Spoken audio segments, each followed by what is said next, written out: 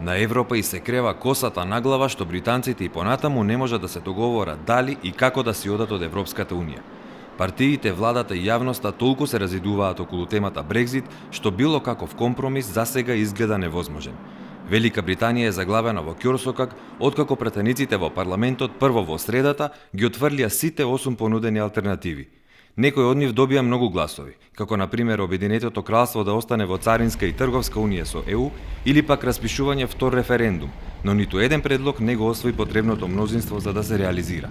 Опцијата за напуштање на унијата без договор освои несомнено најмалку гласови од пратениците, но сепак ова сценарио засега изгледа многу веројатно и ќе се случи по дефолт ако во меѓувреме не се најде друго решение.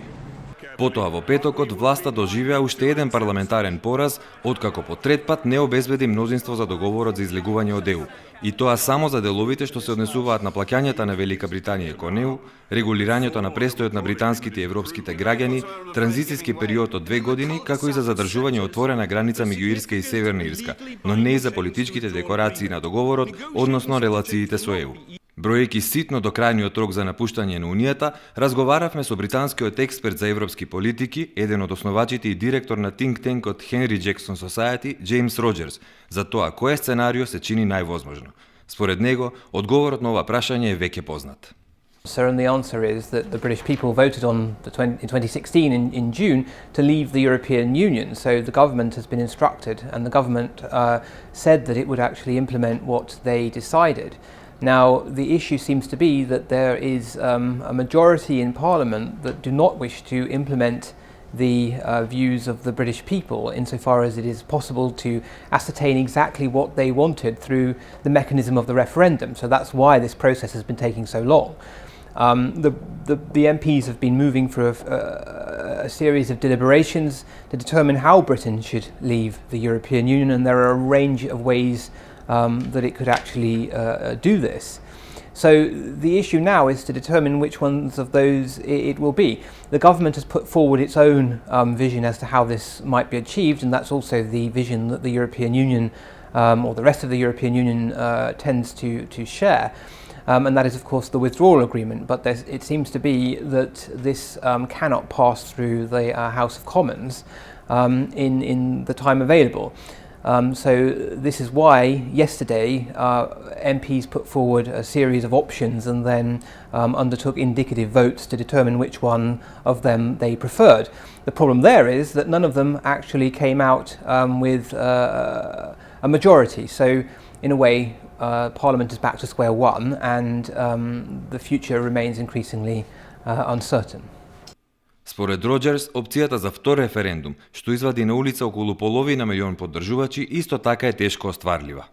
The idea of a second referendum, which some have called a people's vote, has been around now for some time, at least the last year. And there was a very large march, probably including between 300 and 500,000 people on Saturday, of people that wanted to see this option available. The problem there is that the MPs have already rejected the idea so far. It might be an option in the future, it could occur, but at this stage it seems that it is unlikely. And there are a range of other options that the government and Parliament could pursue. Сагата околу Брекзит, што уште повеќе се продлабочува, според Роџерс веќе им наштети и на Обединетото кралство, но и на остатокот од Европа. Process has been going on now for nearly 3 years. British politics has certainly, I think, suffered to some extent. People want this to be resolved. And the relationship between Britain and its European partners is not in a healthy state, because of course they want the issue to be resolved as well.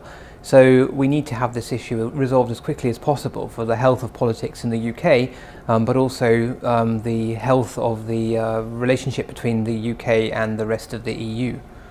Дека исходот од напуштањето на Обединетото кралство на Европската унија сериозно ќе влијае и на Македонија, веќе анализиравме во Агенда 35.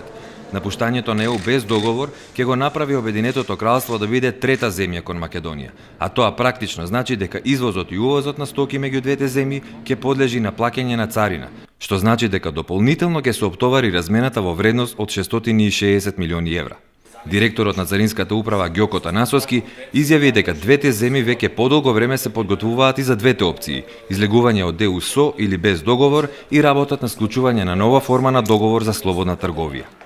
Македонија има преземено веќе чекори уште од минатата година, формирана е работна група која е посветена на Брекзитот, координирана од Министерството за надворешни работи.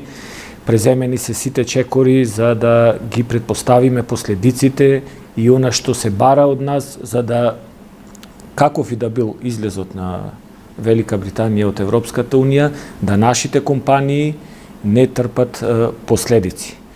Ние имаме остварено како држава контакти со Велика Британија во однос на некои подготовки околу тој договор за слободна трговија, меѓутоа тоа е сепак надлежност на Министерството за надворешни работи и ние додека не дојде конечната одлука каков ќе биде Брекситот, не можеме да коментираме кои ќе бидат конкретните чекори, меѓутоа ние се спремаме и за двете сценарија. Македонија е нето увозник од Обединетото кралство, откаде што најмногу се набавува платина и паладиум за производството на најголемата компанија во земјава Джонсон Мети. Но Брекзит без договор со ЕУ е потенцијална закана и за извозот.